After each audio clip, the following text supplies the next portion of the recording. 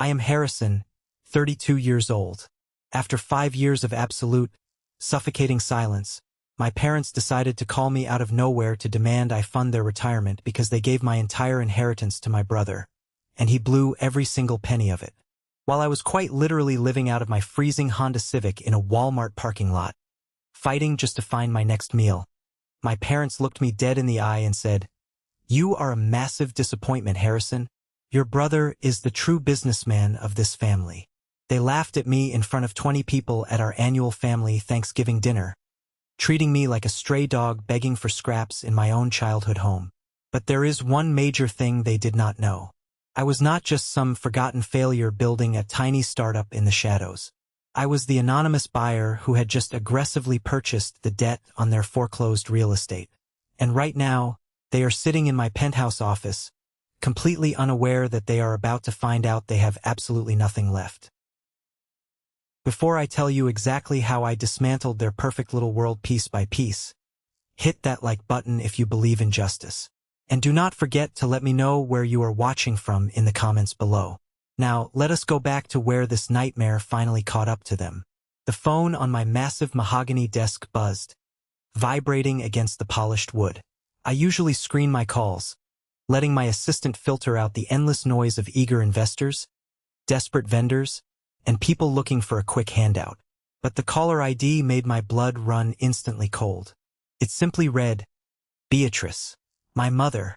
I sat there and stared at the glowing screen as if it were a venomous snake uncoiling on my desk, preparing to strike. 5 long years. 5 Thanksgiving dinners, 5 Christmases, 5 birthdays. Not a single text message, not a single voicemail, not even a card in the mail. Nothing. Just 5 years of absolute, deafening silence after they kicked me to the curb and essentially told me I was dead to them. I reached out, my hand actually shaking for a fraction of a second, my fingers hovering over the glowing red decline button. But a dark, undeniable curiosity took over my mind. I swiped green and brought the expensive phone to my ear. "Harrison, sweetheart." Her voice echoed through the speaker. It was that same sugary, deeply manipulative tone she always used right before she asked for a massive favor. It was the exact tone she used when she wanted me to do my brother Rowan's homework in high school so he could go out and party. It was the tone she used when she coldly told me I did not need my college fund because Rowan was going to an Ivy League school and he needed the money much more than I did. "I am very busy," I said, my voice flatter and harder than concrete. "Make it quick." There was a slight pause on the other end of the line. She was definitely not used to me speaking to her like that. She was used to the old Harrison, the eager-to-please, desperate golden retriever of a son who just wanted his mother's basic love and approval. "Cannot a mother just call to check on her incredibly successful son?" she asked, a fake little laugh fluttering through the line, sounding like dry leaves scraping on pavement. "We saw the big article about your tech company in Forbes, honey. We are just so incredibly proud of you. Your father and I were talking over breakfast, and we realized it has been far too long. We miss our family. We miss you." "You do not have a family," I replied, refusing to give her an inch. "You have Rowan. You made that perfectly clear a long time ago." I heard my father, Winston, whispering nervously in the background. My mother cleared her throat, the fake sweetness dropping just a fraction to reveal the sheer, unadulterated desperation underneath. "Harrison, please listen to me. We really need to talk. Things have gotten very difficult around here. Rowan has run into some really bad luck with his business investments. The market has been terrible, and people have taken advantage of his trusting nature. We have dipped into our retirement accounts to help him stay afloat, and well, the bank is being completely unreasonable about the mortgage on the family estate. We are facing a massive lawsuit from the lenders. We need your help, Harrison. We need a loan to clear this up." I actually laughed. It was not a happy sound. It was a dark, harsh bark that echoed in my spacious office, bouncing off the original artwork and the floor-to-ceiling windows. She was seriously asking for a loan. She had handed my older brother a multi-million-dollar inheritance on a silver platter, stood by and watched him burn it to the ground, and now she was calling the son she threw away like garbage to bail them all out. You want a loan? I said, leaning back in my leather executive chair, looking out at the sprawling city skyline below, a city I had conquered on my own terms. After you handed Rowan the keys to the entire kingdom, what happened to his brilliant real estate ventures? What happened to the golden child who was going to multiply the family wealth? He made mistakes, she snapped, her true colors flashing hot for a second before she reined it back in. He is your brother. We are your parents. You have more money than you know what to do with now, according to the news. We just need enough to pay off the bank, settle the lawsuit, and get back on our feet. You owe us that much for raising you and putting a roof over your head all those years. I owe you absolutely nothing, I said coldly, feeling the ice settle deep in my chest. But if you want to talk about the future, you can come to my office tomorrow at exactly 2 in the afternoon. Do not be late. I hung up the phone before she could say another single word. The next day, exactly at 2 o'clock, the heavy glass doors of my penthouse office swung open. My assistant, looking highly professional, led them in. Beatrice and Winston. They looked significantly older, worn down, the heavy bags under their eyes telling a pathetic story of sleepless nights and unpaid bills. My mother was clutching a designer handbag that looked like it had seen much better days, a desperate attempt to hold onto a wealthy status she clearly no longer possessed. My father looked down at the expensive carpet, unable to even meet my eyes. He looked small. Harrison, my mother breathed, looking around the lavish office, her eyes widening as she took in the sweeping views and the sheer scale of my success. This place is incredible.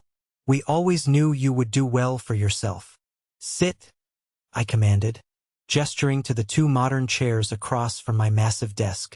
They sat down hesitantly, exchanging nervous glances. I did not offer them water. I did not offer them coffee or small talk. I simply reached into my desk drawer and pulled out a standard manila folder. I opened it and slid a glossy, cheap-looking brochure across the polished wood toward them. My mother picked it up, her brow furrowing in deep confusion. What is this? That is Shady Pines, I said, my voice completely devoid of any human emotion. It is a state-run assisted living facility on the deep industrial side of town. It is where you will be living by the end of this month. I have already filled out the preliminary admission forms. All you have to do is sign at the bottom of the last page. My mother dropped the brochure as if it had physically burned her fingers. Her face flushed a deep, ugly, blotchy red. Are you out of your mind? We are not going to some disgusting nursing home. We are staying in our house. We just need a check from you to clear the bank debt and make this lawsuit go away. You have no house? I said smoothly, interlocking my fingers and resting them on the desk. And you are definitely not getting a check from me. What kind of monster have you become? My father finally spoke up, his voice trembling with a pathetic mix of fear and anger. We gave you life. You are our flesh and blood. I leaned forward, resting my elbows on the desk, looking them dead in the eye, letting the silence stretch until it was unbearable. You want to know exactly how I became this monster? I asked softly, my voice cutting through the tension like a razor. Let us take a little trip down memory lane. Let us talk about the day you decided I was worth absolutely nothing. Because I thought the worst was over when you walked out of my life 5 years ago. I was so incredibly wrong. 5 years ago, the air in Lawyer Abernathy's office was thick, dusty, and suffocating. It smelled of old parchment paper, cheap lemon polish, and the distinct, putrid stench of familial betrayal. We were all gathered there to read the final documents regarding my grandfather's estate. I sat in a stiff, uncomfortable wooden chair, wearing my only decent suit, still painfully naive enough to believe that family meant fairness and loyalty. My parents sat together on a plush leather sofa, looking incredibly smug, and right between them sat Rowan, grinning like a cat that had just swallowed a very fat canary. Abernathy cleared his throat loudly, adjusting his reading glasses as he shuffled the thick stack of legal papers. According to the final amendments made by Winston and Beatrice, the entirety of the liquid assets, the family business, and the primary real estate holdings will be transferred solely to Rowan. The words hit me like a physical blow to the chest, knocking the wind completely out of my lungs. I stopped breathing. I looked at Abernathy, absolutely sure I had misheard him. The room started to spin slightly. Wait, what? All of it? What about the 50-50 split we discussed? Yes, Harrison, Abernathy said softly, looking over his glasses at me with a flash of genuine pity that made me feel entirely sick to my stomach. Your parents have executed their legal right to bypass a split inheritance. They are gifting the estate entirely to your brother. Effective immediately. I turned slowly to my mother. She would not even look at me. She was busy smoothing out an imaginary wrinkle on her expensive designer skirt, her jaw set in a hard line. My father was suddenly very interested in staring at a boring oil painting on the far wall. Mom? Dad? I choked out, the burning sting of betrayal rising in the back of my throat. I have been working 80-hour weeks in the family business for 6 years. I built the entire new digital inventory system from scratch. I managed the warehouse logistics. Rowan has not stepped foot in the office in 3 years. He does not even know how to run the payroll software. Why are you doing this? My mother finally turned her head and looked at me, her eyes as cold and unforgiving as river stones. Harrison, you need to try to understand the bigger picture. You are good at the technical things, the small, tedious things. But Rowan has vision. He has a true entrepreneurial spirit. He is the man of the family now. We need someone who can take your grandfather's legacy and multiply it, take it to the next level. You just do not have what it takes to lead a real company. He failed out of his MBA program. I yelled, abandoning all professionalism, my voice cracking with desperation. He owes money to half the city. He crashed his car drunk last year and you paid off the cops. Do not raise your voice to your mother in public, my father barked, suddenly finding his fake courage. It is our money and it is our decision. Rowan is taking over the company. Furthermore, we are downsizing our properties.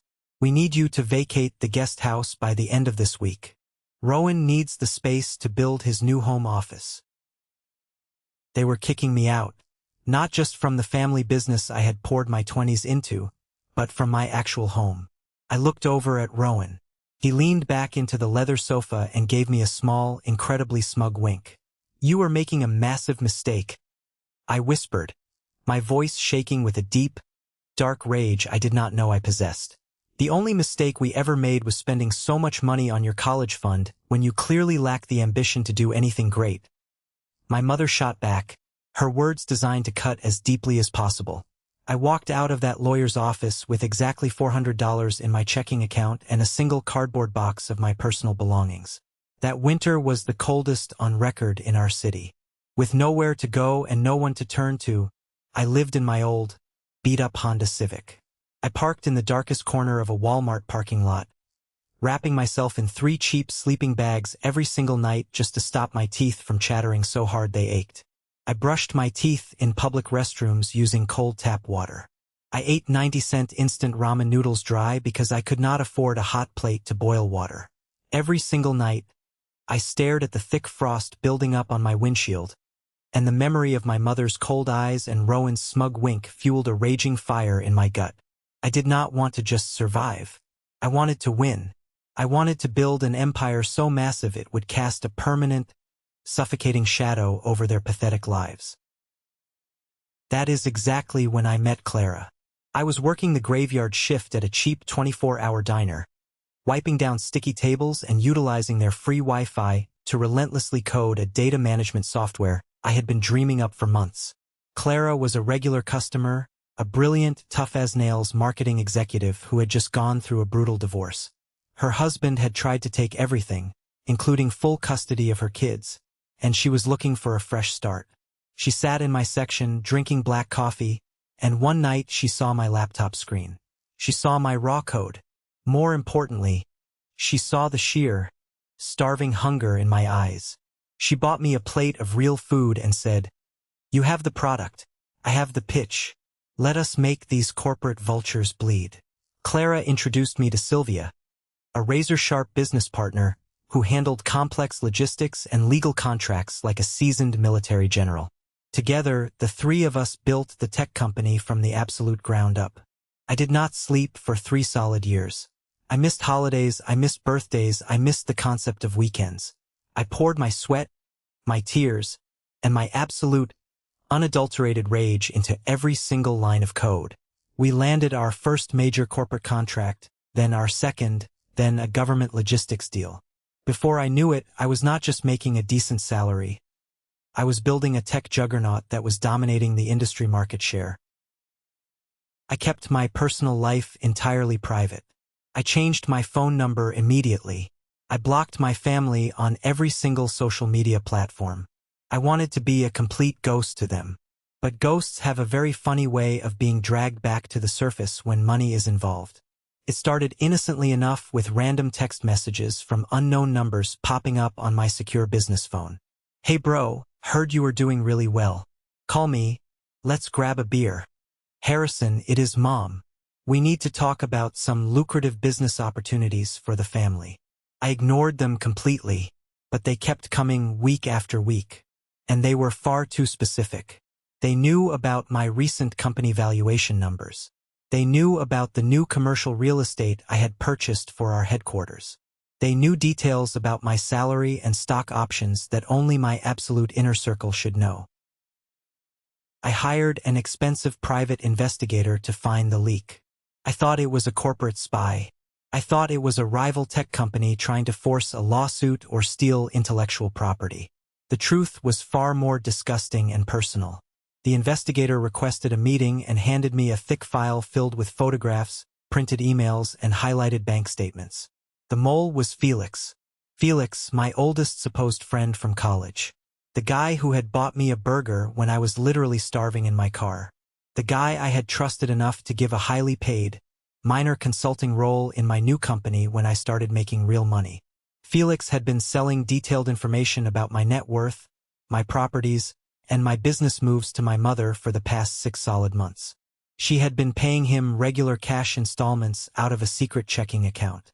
She wanted to know exactly how much I was worth so she could figure out exactly how much she could extract from me when the time was right. I called Felix into my office the very next morning. I threw the stark photographs and the bank statements directly onto the center of my desk. He took one look, turned pale white, and started sweating profusely through his expensive dress shirt. "Harrison, man, you have to listen to me," Felix stammered, holding his hands up and backing away toward the heavy door. "Your mom. She was just worried about you. She reached out to me. She offered me a few $1,000 here and there for updates. I needed the cash for a new car.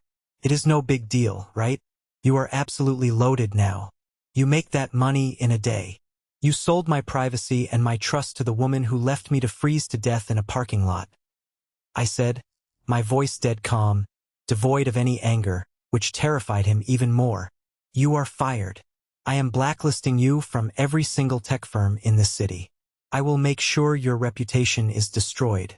If I ever see your face near my building again, I will bury you in so much legal red tape and corporate lawsuits that your grandchildren will still be paying off the lawyer fees."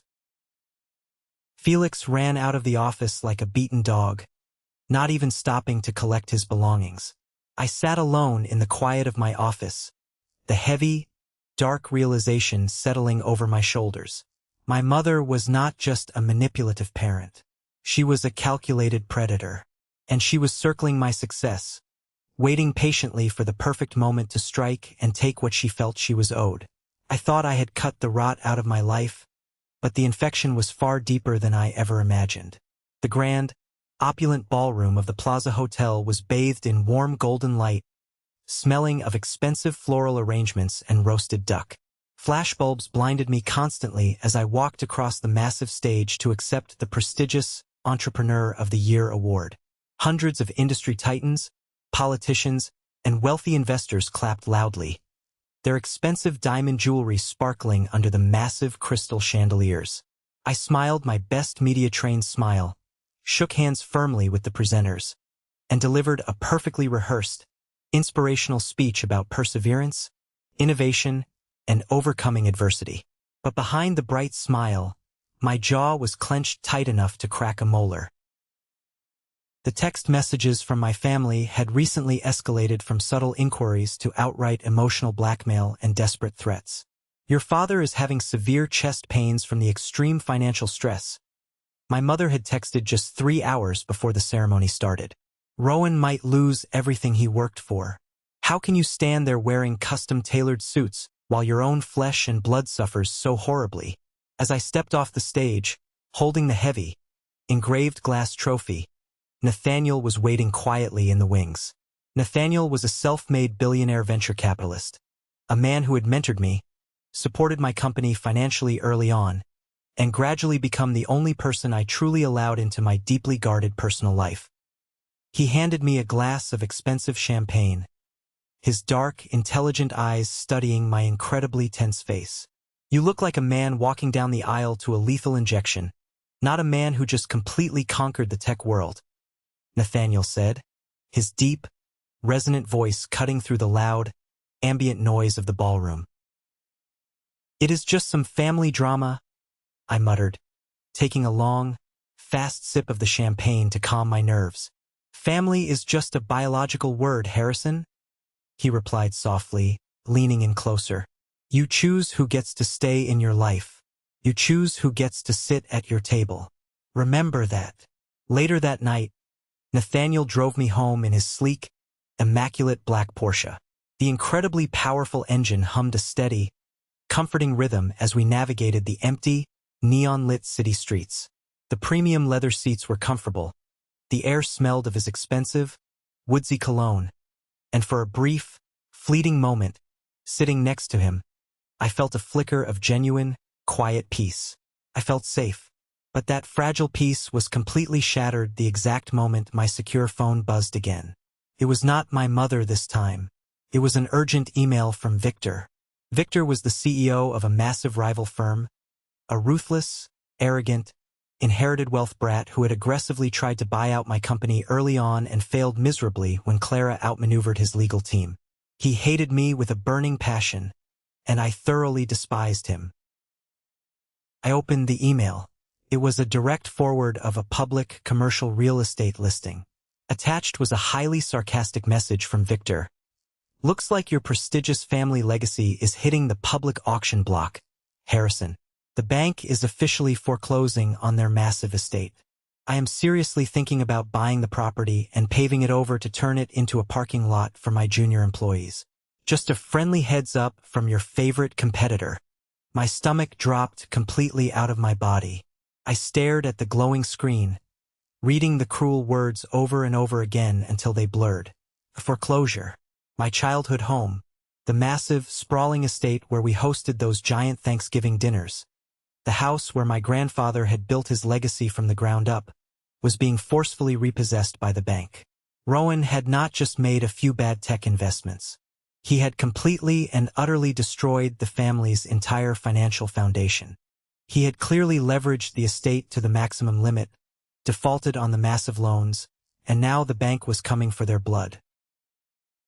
And Victor, that opportunistic, bottom-feeding vulture, had somehow found out through his banking connections and was planning to buy it just to publicly humiliate me in the press. "Stop the car," I said to Nathaniel, my voice tight. He pulled the Porsche over to the curb immediately, putting it in park and looking at me with intense, focused concern. "What is it? What happened?" I wordlessly handed him the phone, showing him the email. Nathaniel read it quickly, his strong jaw tightening. "This is a direct power play. Victor knows this will get under your skin. He wants you to react emotionally. He wants you to make a stupid, expensive mistake.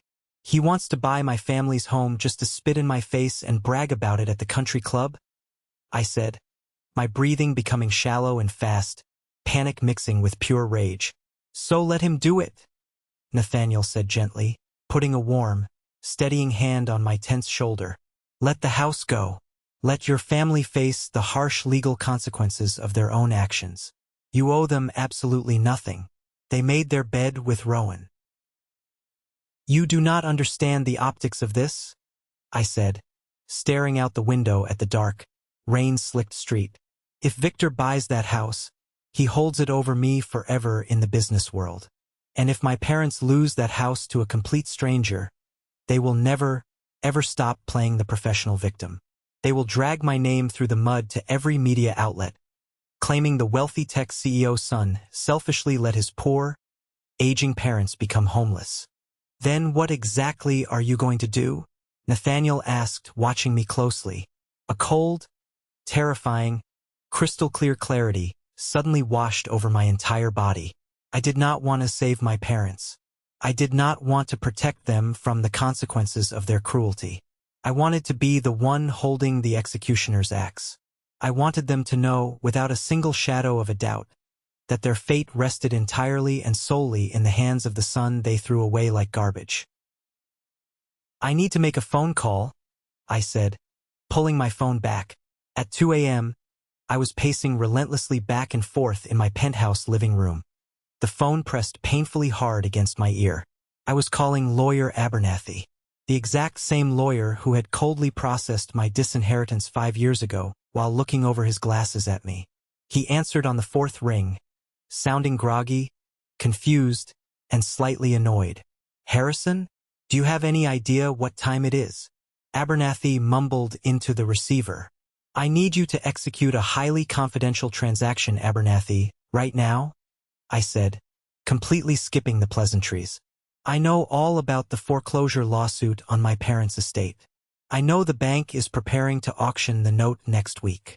Harrison, I absolutely cannot discuss your parents' private legal matters with you. It is a conflict of interest, he started, a nervous, professional edge entering his voice. Cut the crap, Abernathy, I snapped, my voice echoing in the large room. You knew they were robbing me blind 5 years ago, and you sat there silently and took their money. You owe me. I do not want you to represent them anymore. I want you to represent me. I want to buy the debt. All of it. Every single penny they owe. I want to purchase the bank note entirely through a blind LLC that cannot be traced back to my name. I will pay 20% over the current market value in cash to skip the public auction process entirely. By tomorrow afternoon, I want to be the sole legal owner of my parents' debt, and I want the deed transferred directly to my holding company. There was a long, incredibly stunned silence on the other end of the line. I could hear him breathing. Harrison, if you actually do this, you are not just saving the house from the open market. You become the bank. You become their landlord. You have the absolute legal power to evict them immediately with zero notice. That is exactly the point, I said, my voice dropping to a low, lethal whisper. Draw up the legal papers. I will wire the funds from my offshore account by 8 a.m. sharp. Do not fail me. I hung up the phone. My heart was pounding a frantic, heavy rhythm against my ribs. I had just initiated a multimillion-dollar real estate transaction purely out of spite and vengeance. Clara had warned me about this type of behavior. She always told me that drinking poison and expecting the other person to die was a fool's game. But this was not poison. This was absolute, undeniable power. For the first time in my entire life, I held the absolute authority to crush them into dust or save them.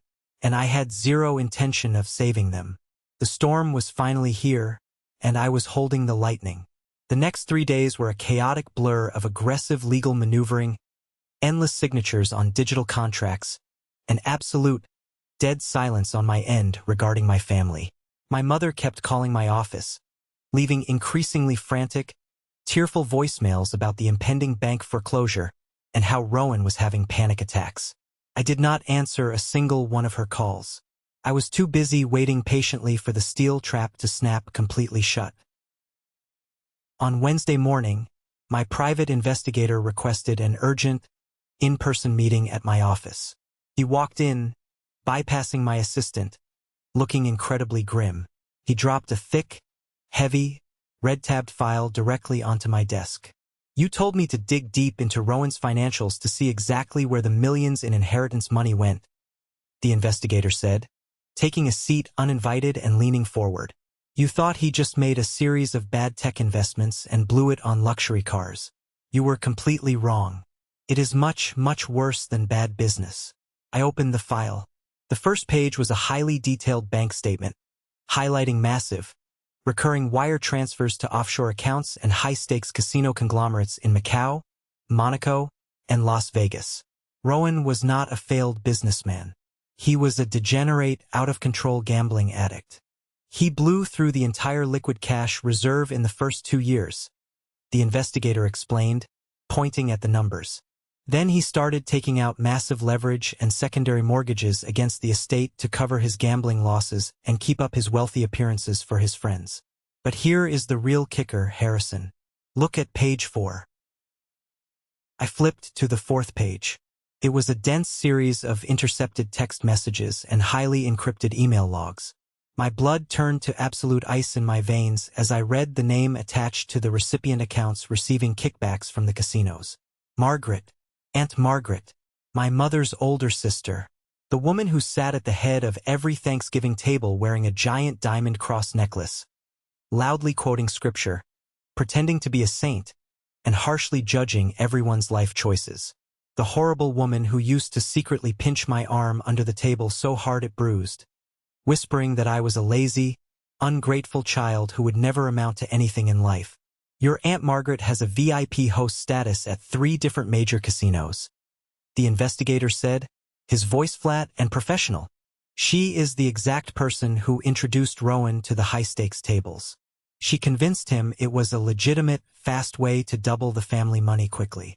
She acted as his shadow broker, taking a 20% cut of every single loan he secured against your parents' house. She has been systematically, intentionally bleeding your brother dry, and by extension, destroying your parents' entire lives. I felt physically sick. The sheer, terrifying rot of my family tree was breathtaking. My mother, so deeply obsessed with public appearances and high society, was being dismantled from the inside out by her own sister, all while blindly propping up her golden child son, who was gambling away the legacy. They were all drowning in a toxic swamp of their own making, stepping on my head to try and get air. Does my mother know about this? I asked, my voice dangerously quiet. No. The investigator shook his head firmly. Beatrice thinks Margaret is just lending Rowan spiritual support and business advice. She has absolutely no idea her own sister orchestrated the financial ruin. I closed the file slowly. The hot anger that had been burning inside me for 5 long years crystallized into something entirely different. It was not rage anymore. It was cold, calculated, surgical precision. I was not just going to take their house and kick them out. I was going to expose the rot to the bright light of day. The morning of the meeting arrived. The city outside was covered in a thick, oppressive gray fog, matching the mood perfectly. I stood alone in my penthouse office, dressed in a sharp, custom-tailored charcoal suit that cost more than my parents' first car. The massive desk was completely clear, except for one elegant, black leather folder resting perfectly in the center. I opened it slowly. Inside, on the left, were the heavily stamped, verified bank documents from lawyer Abernathy, confirming that my anonymous LLC had officially purchased the debt in full. The legal deed to the family estate was now legally under my absolute, undeniable control. On the right side of the folder were 3 crisp, brightly colored promotional brochures for Shady Pines Assisted Living Facility. I had even gone a step further and printed out the official state inspection reports, explicitly highlighting their long history of health code violations and terrible food ratings. I placed the admission forms directly on top of the pile. My phone buzzed on the desk. It was Nathaniel. Today is the day. His voice came through the speaker, warm but highly cautious. Today is the day, I echoed, staring down at the black folder. Harrison. Nathaniel paused, choosing his next words very carefully. I support you. You know I do. I am completely in your corner. But I want you to ask yourself one thing before they walk through those elevator doors. Are you doing this to protect yourself? Or are you doing this purely to destroy them? Because if you let the hate consume you entirely, you become exactly what they are. Do not let them turn you into a monster. They already did, I said softly, and hung up the phone. I walked over to the floor-to-ceiling window and looked down at the street far below. A cheap, Blacktown car pulled up to the entrance of my building. I watched as my mother stepped out, looking frail but trying desperately to maintain her arrogant, upright posture. My father followed, shoulders slumped heavily, defeated by a world he never bothered to understand. And trailing behind them, looking incredibly nervous, sweating, and clearly hungover, was Rowan. They were walking directly into the lion's den, completely unaware that the son they had slaughtered 5 years ago was now the king of the jungle. I turned my back to the window and walked back to my desk. I sat down, placed my hands flat on the cool leather surface, took a deep breath, and waited for the door to open. The storm was here, and there would be absolutely no survivors. The heavy, soundproof glass doors of my penthouse office swung open with a slow, deliberate creak that seemed to hang in the air for an eternity. My assistant, Sarah, walked in with a tight, impeccably professional expression, her heels clicking rhythmically on the polished marble floor. She stepped aside, a silent sentinel, to let my family enter the sanctuary of my success. I remained seated behind my massive, custom-built mahogany desk, my hands folded neatly over the black leather folder that contained their entire financial obituary. I did not stand up to greet them. I did not offer a warm, welcoming smile. I did not provide the comfort of a handshake. I simply watched them walk into the room, observing them like a scientist studying a particularly predictable, arrogant, and doomed species of insect under a microscope. My mother, Beatrice, was the first to cross the threshold. Her head held high as if she still owned the room and everyone in it. She was wearing a tailored Chanel suit that looked a few seasons out of date, its edges slightly frayed, and she was clutching her vintage Birkin bag, a relic of her former status, like a physical, desperate shield against the brutal reality of her impending financial ruin.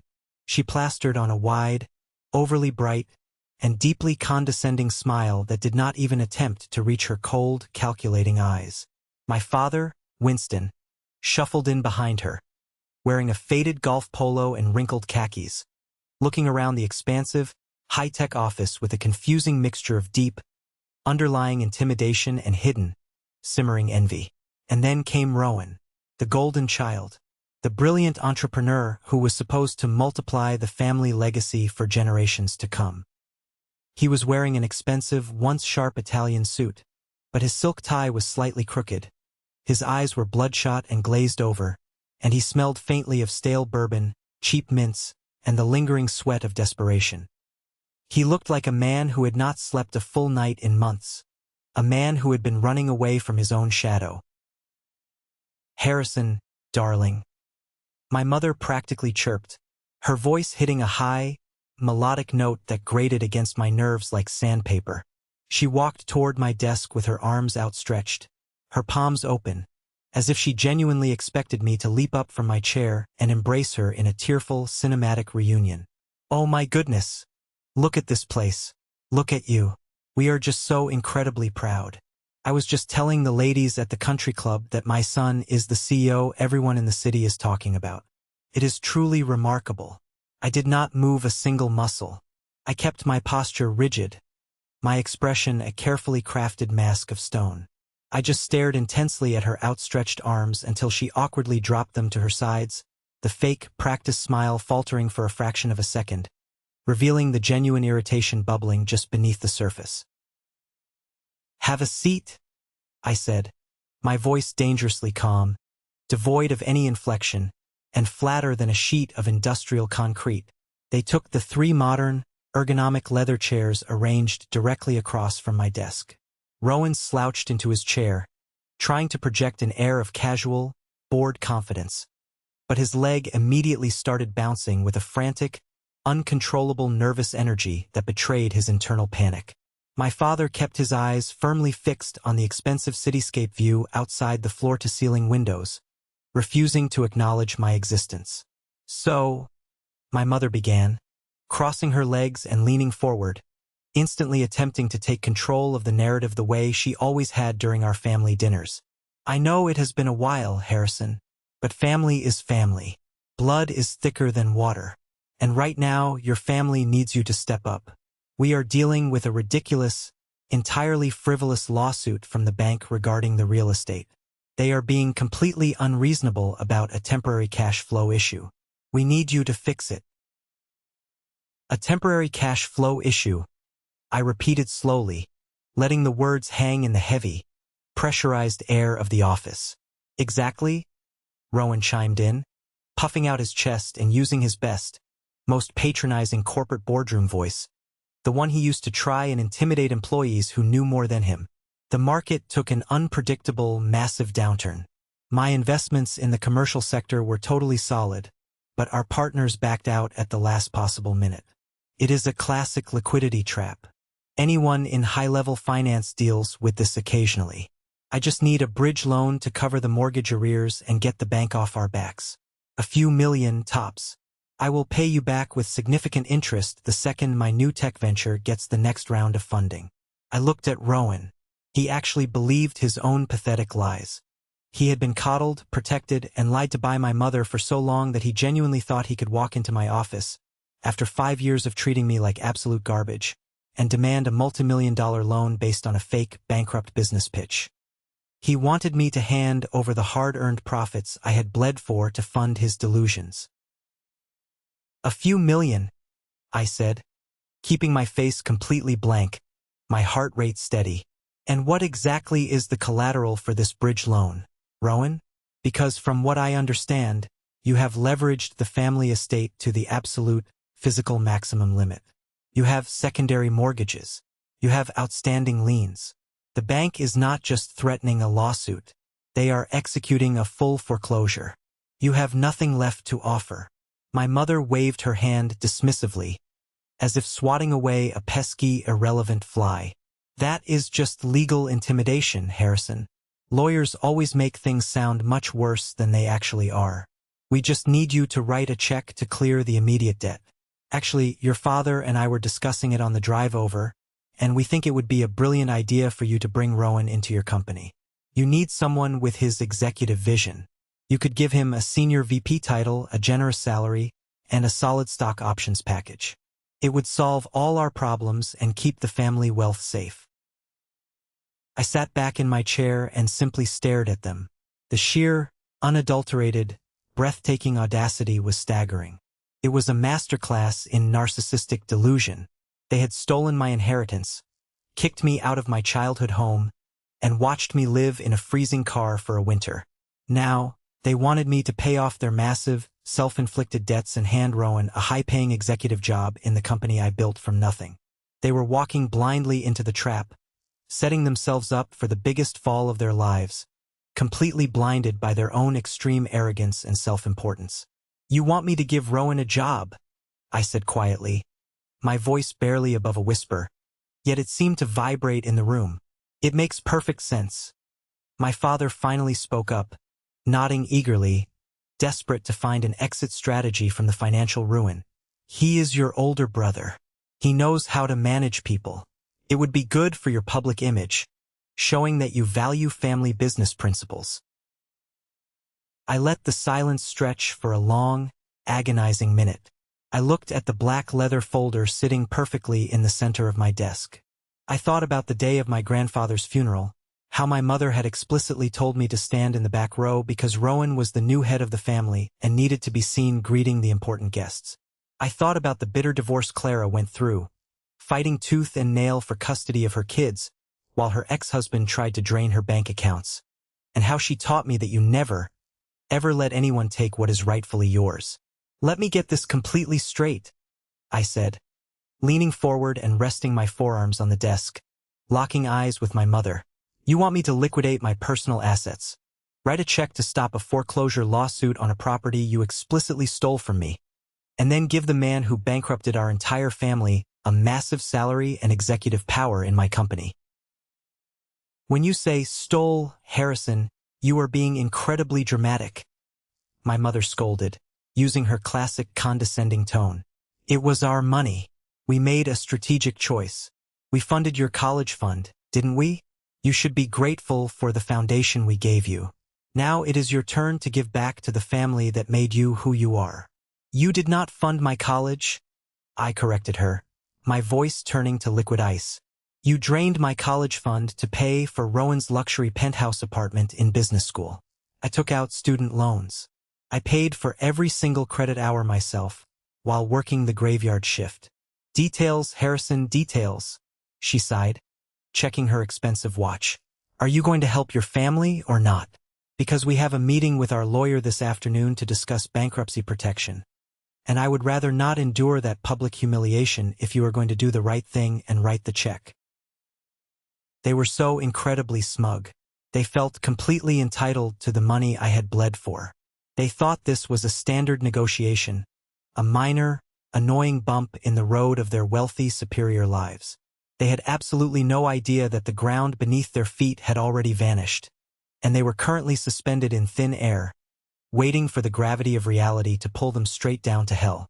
I am not going to write you a check, I said clearly and deliberately, my voice echoing in the quiet, sterile office. And you do not need to worry about the bank's foreclosure lawsuit anymore. That specific problem has already been completely, legally resolved. My mother's face instantly lit up with immense, blinding relief. A triumphant, greedy smile spread across her heavily manicured face. She looked at my father and squeezed his arm. Oh, Harrison, thank God. I knew you would not let your family lose our home. I knew you would take care of the debt behind the scenes. You are a good boy after all. Rowan let out a massive sigh of relief, slumping back in his chair and running a hand through his hair. Man, I owe you one. Seriously. I will get that VP office set up next week, and we can start talking about expanding your market share into the Asian sectors. I did not smile back. I kept my face entirely rigid, entirely devoid of any warmth or forgiveness. I slowly reached out and flipped open the black leather folder sitting on my desk. You completely misunderstand me, I said, my tone dropping to a lethal, quiet register. I did not pay off your debt to save you. I bought your debt to own you. I slid a thick stack of verified, stamped legal documents across the desk toward them. These are the official transfer papers processed by lawyer Abernathy yesterday afternoon. Through an anonymous LLC under my holding company, I purchased the entirety of your outstanding banknotes. I paid 20% over market value in cash to bypass the public auction. I own the primary mortgage. I own the secondary liens. The deed to the family estate is now legally in my name. I am not your savior. I am your landlord. And as your landlord, I am executing my legal right to evict you immediately. The silence in the room was absolute. It was deafening. My mother stared at the legal documents as if they were written in an alien language. Her mouth opened and closed, but no sound came out. My father turned the color of old ash, his hands shaking violently as he picked up the top page and read the bold print transferring the deed. You bought the house? Rowan stammered, his arrogant facade completely shattering into a million pieces. You cannot do that. That is our home. That is my inheritance. It was your inheritance, I corrected him sharply. Then you took that inheritance and you gambled it away. Literally. Which brings me to my next point. I reached into the folder and pulled out the second stack of papers. The detailed bank statements, the encrypted email logs, and the casino wire transfers that my private investigator had compiled. I tossed them onto the center of the desk. They landed with a heavy, satisfying thud. I know exactly where the money went, Rowan, I said, staring directly into his bloodshot eyes. I know you did not lose it in commercial real estate. I know you blew millions at the baccarat tables in Macau and the high-roller suites in Vegas. You are a degenerate gambling addict. My mother gasped, clutching her pearls in genuine shock. She whipped her head around to look at Rowan. Gambling? Rowan, what is he talking about? You told us it was a bad tech investment. You told us the market crashed. Rowan shrunk in his chair, looking like a cornered, terrified rat. Mom, I can explain. It was just a string of bad luck. The house always wins, but I had a system. Shut up, Rowan, I snapped, cutting him off completely. I turned my icy gaze to my mother. But that is not even the best part, Beatrice. Do you want to know who facilitated the loans? Do Do you want to know who acted as Rowan's shadow broker and took a 20% cut of the money he stole from your house? My mother looked at me, her eyes wide with mounting horror, sensing the absolute devastation that was coming. Who? Your beloved sister, I said, delivering the fatal blow with surgical precision. Aunt Margaret. No, my mother whispered, shaking her head frantically. No, that is a lie. Margaret is a devout woman. She prays for our family every Sunday. She would never do such a thing. Read the logs, I commanded, pointing at the papers. Aunt Margaret has VIP host status at 3 major casino conglomerates. She introduced Rowan to the high-stakes tables. She took a massive kickback from the casinos for bringing him in, and she took a cut of every single loan she convinced him to take out against your property. While she was sitting at your Thanksgiving table telling you how holy she was systematically bleeding your golden child dry and destroying your entire financial life. My mother grabbed the papers, her hands trembling violently. She read the highlighted text messages. She saw the wire transfers matching Margaret's bank accounts. The reality of the absolute, profound betrayal hit her like a freight train. The sister she worshipped had used her favorite son to rob her blind. A raw, guttural sob ripped out of my mother's throat. It was not a fake, manipulative cry. It was the sound of a woman whose entire universe had just violently collapsed on top of her. Margaret, she wailed, covering her face with her hands. My own sister. How could she? My father sat completely frozen, staring blankly at the wall, the magnitude of their ruin finally breaking his spirit entirely. This brings us to the final piece of business, I said, reaching into the folder one last time. I pulled out the brightly colored brochures for Shady Pines Assisted Living Facility and the printed state inspection reports detailing the health code violations. I slid them gently across the desk until they rested right in front of my sobbing mother. You have exactly 48 hours to vacate my property, I told them, my voice devoid of any pity or mercy. Since you have absolutely zero savings, zero assets, and a mountain of external debt, I have taken the liberty of arranging your next living situation. Shady Pines is fully state-funded. The food is terrible, the staff is underpaid, and the rooms smell like bleach and despair. But it is a roof over your head. I have already filled out the admission forms. Sign them, pack whatever fits in 2 suitcases, and get out of my sight. Rowan jumped up from his chair, his face red with desperate, drunken anger. You psycho! You cannot do this. We are your family. You are a billionaire, you can just fix this. You cannot send our parents to a slum nursing home. I am not sending them anywhere, I said, standing up slowly from my chair, towering over my desk, looking down at my brother with absolute disgust. You sent them there, Rowan. Every time you placed a chip on the roulette table, every time you signed a secondary mortgage, you were packing their bags for Shady Pines. I am just providing the transportation. I will sue you, Rowan screamed, slamming his hands on my desk. I will get a lawyer. We will contest the debt purchase. We will take you down. I smiled. It was a cold, terrifying smile that made Rowan instinctively step back. Go ahead. Call a lawyer. Tell them you want to contest a fully verified, cash-settled bank transaction while admitting to extreme gambling debts and mortgage fraud. My legal team will bury you so deep you will not see daylight for a decade. Now sit down and shut your mouth before I call security and have you thrown out of this building in handcuffs. The room fell dead silent again, save for the sound of my mother's ragged, broken sobbing. The arrogant, wealthy family that had walked into my office 20 minutes ago was completely gone. In their place were 3 broken, terrified, entirely powerless people who finally understood the exact price of their cruelty. The crushing weight of their total defeat hung heavily in the air of my office. But my mother, Beatrice, had spent her entire life manipulating the narrative and playing the victim to get her way. Even faced with absolute, undeniable ruin, her toxic instincts kicked in. She wiped her tears, her face twisting into a mask of pure, desperate malice. She grabbed her vintage Birkin bag, stood up, and pointed a shaking finger at me. You think you have one, Harrison? She hissed, her voice dripping with venom. You think you can just throw your own parents into a disgusting facility and walk away with your clean reputation? I will destroy you. I will go down to the lobby of this building right now. I will call the local news stations. I will call the newspapers. I will tell the entire world that the famous, wealthy tech CEO Harrison is a monster who committed elder abuse, stole his parents' house, and forced them onto the streets. The media will eat you alive. Your stock prices will plummet. Your investors will run for the hills. She turned and marched toward the heavy glass doors, signaling for Winston and Rowan to follow her. They scurried after her like frightened sheep following a mad shepherd. I did not stop her.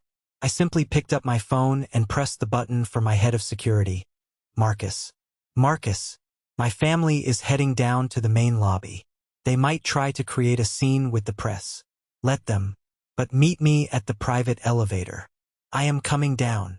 I grabbed the black leather folder containing all the legal documents and casino logs. I took a deep breath, adjusting my tie. I was not the terrified kid living in a freezing car anymore. I was ready for a public war. When the private elevator doors opened into the massive, marble-floored lobby of my headquarters, it was pure chaos. My mother had actually made good on her threat. She had managed to flag down a local news crew that was conveniently doing a business piece outside the building, and a small crowd of employees and onlookers had gathered. Beatrice was in the center of the lobby, crying hysterically for the cameras, playing the role of the devastated, abused mother perfectly. "He stole our home," she wailed to a reporter holding a microphone. "My son, Harrison, the billionaire, manipulated the banks and stole his elderly parents' home.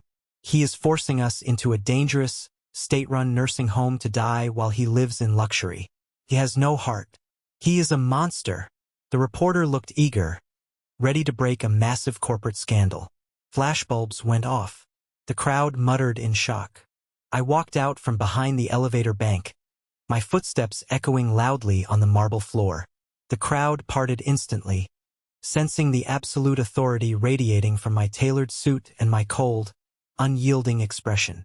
The cameras immediately swiveled toward me. "Mom," I said, my voice projecting clearly across the entire lobby, loud enough for every single microphone to pick up.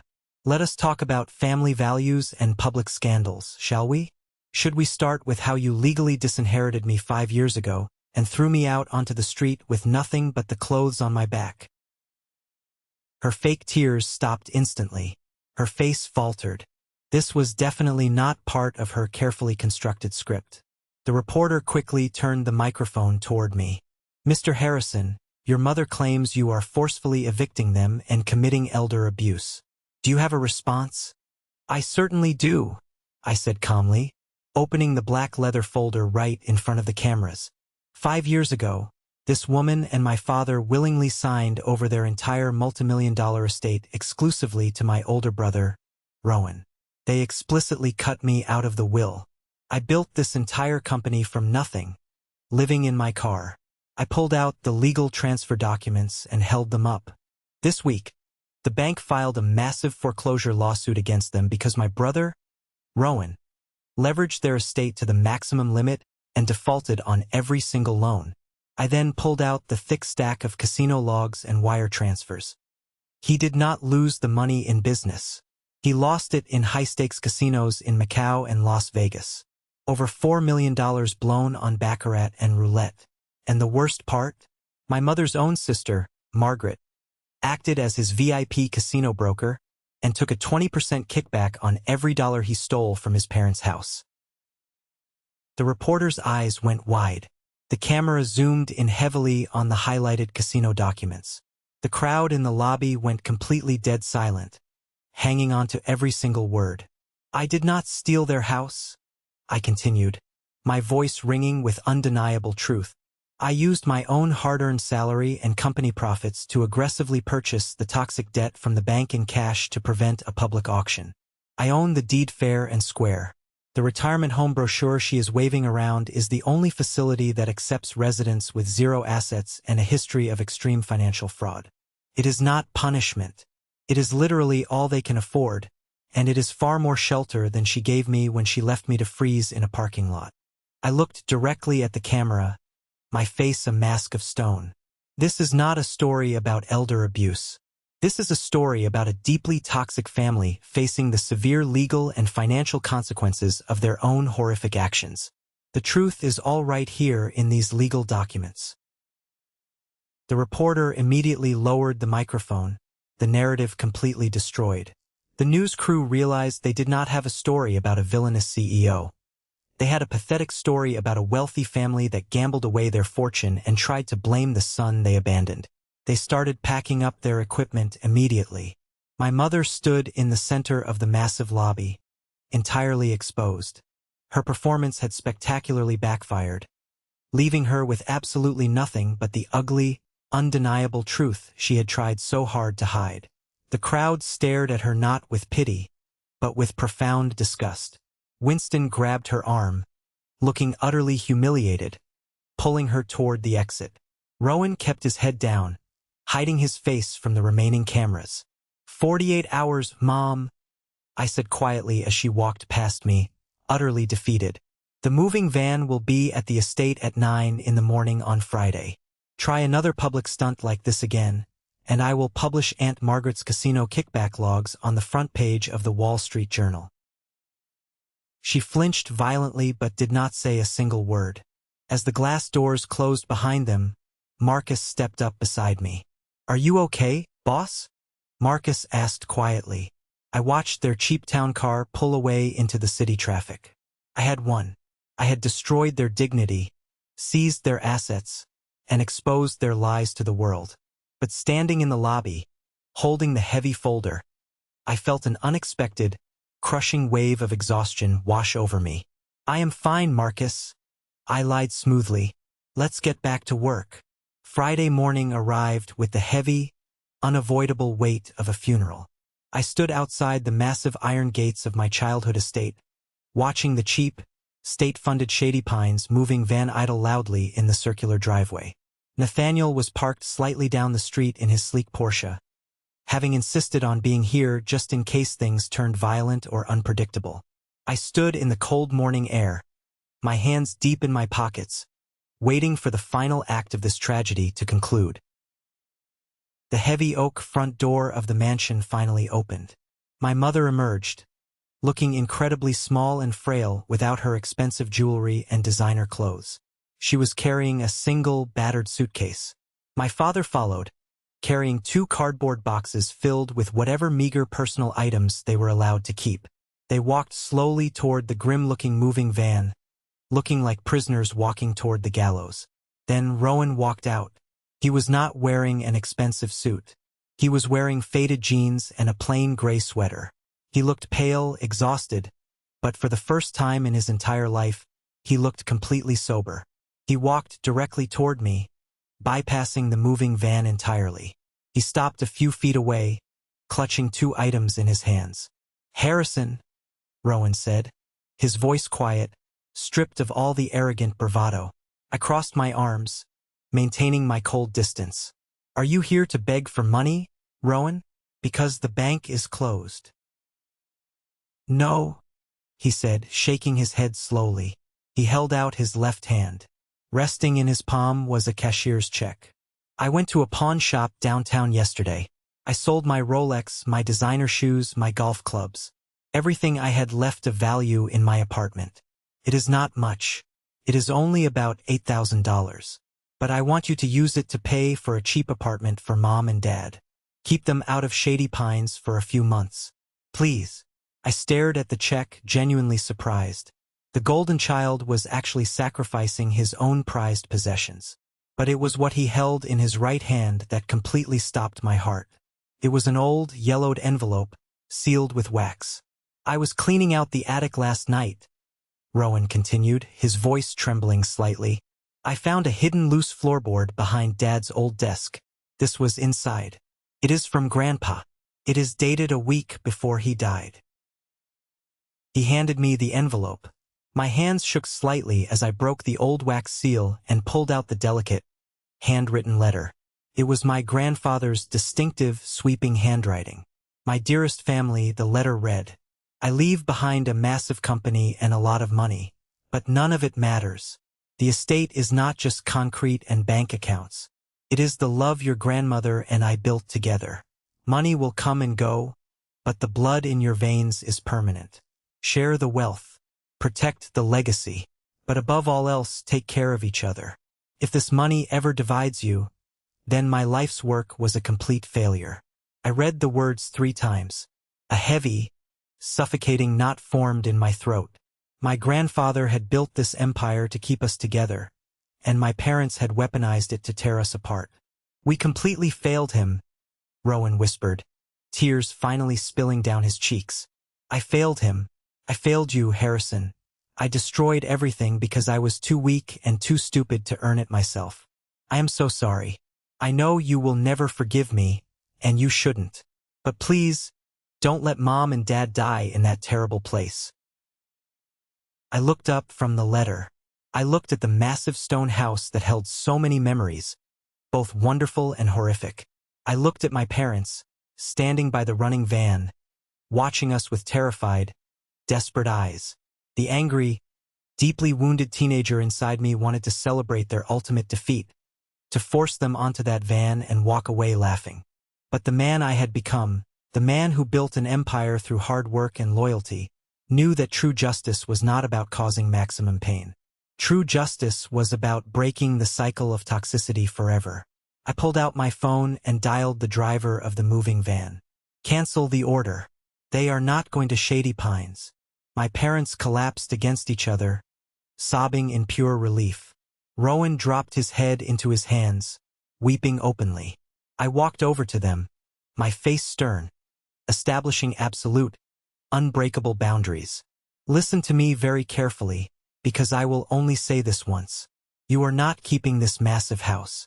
I am selling the property. But you are not going to the state facility either. With the money Rowan just provided, and a strict, heavily monitored allowance from my trust, I am renting you a small 2-bedroom apartment on the edge of the city. You will learn to live on a strict budget.